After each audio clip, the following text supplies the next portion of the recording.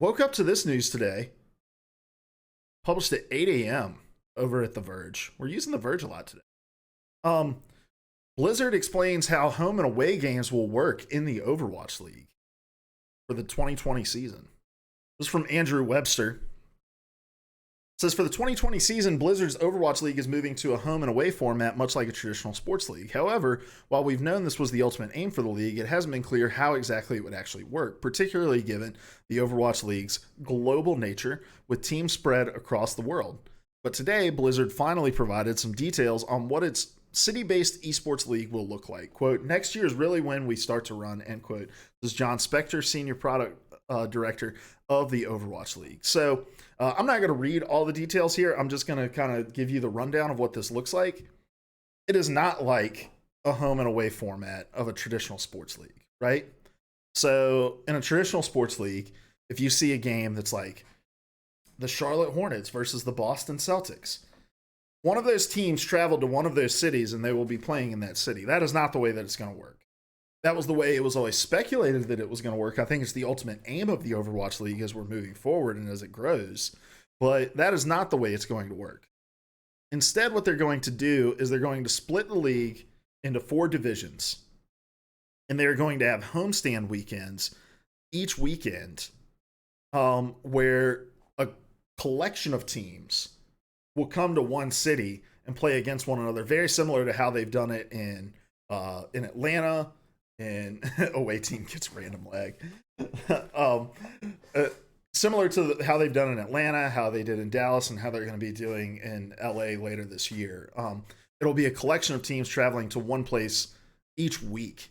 And so teams are going to have at least 2 of these 2-day homestands, and some, such as the Dallas Fuel, will host as many as 5. So every city around the world that has an Overwatch League team will get to host at least 2 of these cities. Also, let me take a sweatshirt hanging on the back. So all of these cities are going to be able to host it, which is really exciting, right? Because up until now, outside of the 2 weekends where they've traveled and last year's grand finals, which were in New York, every single weekend of the Overwatch League is taking place in LA. The reason I even got into the Overwatch League and really into esports in general is because this was a model that I understood, right? Like a team attached to a city, I could easily pick which team I wanted to root for and stick with them. That was franchise based. There's no relegation. There's no trying to play in. There's a lot of turnover in players, but for the most part, like it was structured in a way that I understood. And then I got more and more excited about this prospect of like, oh man, some of these may be close to me. And I originally wanted to, I was originally planning on going to the Atlanta homestand, but some stuff happened, and actually the disorganization of the release of the tickets was a big factor. The 2-day passes for that thing sold out insanely quickly. And I was like trying to get a group of adults with a bunch of other responsibilities together to go. And it just took us too long to figure out what our plan would be before going and before purchasing the tickets, and we didn't get the chance. But so I look at this and I'm really excited because it means I've got 2 opportunities at least to go to DC to watch, 2 opportunities to go to Atlanta at least and watch, 2 opportunities to maybe go all the way up to Philly and check it out. You know, there's going to be chances for me to go and to see teams play, which is really exciting. And so the original thought was that they were going to move to a completely traditional model, right? Where teams would play, if it was, Chengdu versus London, that Chengdu would fly to London and play versus London and then maybe hop over to Paris to play a game later in the week or something like that. I still think that's the ultimate goal, but I think it's a lofty goal.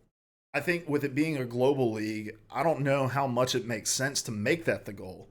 Player burnout, travel expenses are all going to be insanely ridiculous. But there are some quotes here I want to pull out. Spectre says, quote, the homestands this year were explicitly designed as a test and an opportunity to learn. The initial feedback on the model has been nothing but positive, and we feel really good about moving forward with it into next year, end quote. So They also announced the divisions in the conferences. So your Pacific Conference, your Eastern Division is going to be obviously Chengdu, Guangzhou, Hangzhou, Seoul, and Shanghai. So all of the Asia-based teams are going to be playing in the Eastern Division, and then you're going to have the American Western teams in the Western Division: Dallas, Gladiators, Valiant, San Francisco, and Vancouver. And then your Atlantic South are going to be Atlanta, Florida, Houston, Philly, Washington, D.C. Then your Northern Divisions are going to be Boston, London, New York, Paris, Toronto. So the events are going to be divided equally among those 4 divisions, so that it's not like, oh, each of the Asia-based teams are going to get 2 weekends, and then each of the Western American-based teams are going to get 5 weekends, something like that. So there's going to be 52 homestand events next year. So it'll be that there's one taking place in the Western and one taking place in the Atlantic, if I understand correctly. And a quarter of those are going to be in Asia markets. So I don't know, man. It's lofty, but it's really cool, and I think it's going to create a lot of engagement. And I think the whole point of this was like, look, like Philly's building their own arena for this, right? And I think that because of that, they're probably going to get a lot of weekends to do it. But there's going to be other teams that are playing in arenas that host other kinds of events as well. And I think for them, they were approaching it and saying like, okay, how many games can we realistically expect to sell out in Atlanta every year? How many games can we really expect to sell out in Vancouver every year, right? Like, these are big cities, big markets with probably big fan bases.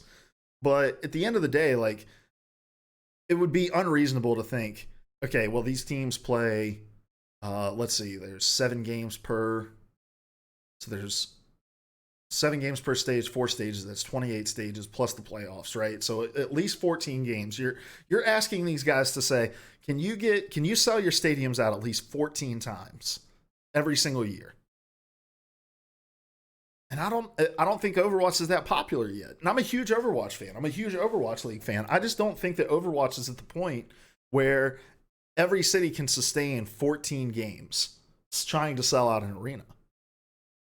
I don't even know if they could get to 80% tickets sold, depending on the size of the venue, right?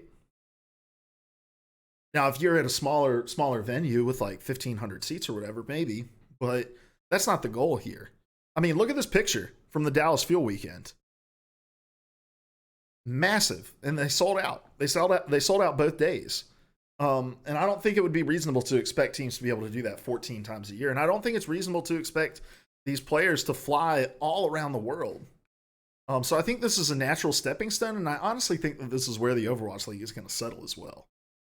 That they're going to continue with these homestand weekends, make it an event when they come to town. And so the way that it'll work is that the team that's hosting is responsible for all of like the fan engagement and getting people into the arena, while the Overwatch League is going to handle all the production. And I think this will be cool because you'll basically have an entire day, 2 entire days of Overwatch League, right? So you'll have like your early morning, Atlantic Conference games, and then your late at night Pacific Conference games. And so I don't know. I just think it creates an entire a great culture of like, hey, we play these games on the weekends, and we're going to get the local people excited, but we're not going to have unreasonable expectations of all of these owners trying to fill the seats. And you also got to think about the amount of talent that they would have to hire in order to handle that, because you have games going on simultaneously, and you would have to say like, okay, well, they probably would need to double their casters at least. They would need to have multiple analyst desks for the beginning of matches and things like that. It would have to look a lot like the NBA production or an MLB production, where each team has their own, talent, sideline reporters, analysts, those sorts of things. And I just think that it wasn't a realistic goal, and I think this is much more realistic. So I read this and at first was a little like, oh man, I was hoping to see an actual home and away schedule. But the more I've thought about it, the more I'm like, hey, this seems sustainable. And Overwatch League's viewership has been kind of hurting, but they still have great sponsors, and I still think that there's a lot of fan engagement and excitement around it. So also Thursday, there's going to be a big event for the Overwatch League where they're going to, announce some changes coming to Stage 4, including the 222 lock. I'm not going to jump into all that right now because we're already in the weeds about Overwatch League, and I know that not that many people that tune in or watch over on YouTube are probably into it, but I am. I'm excited about this. No longer disappointed in this news. So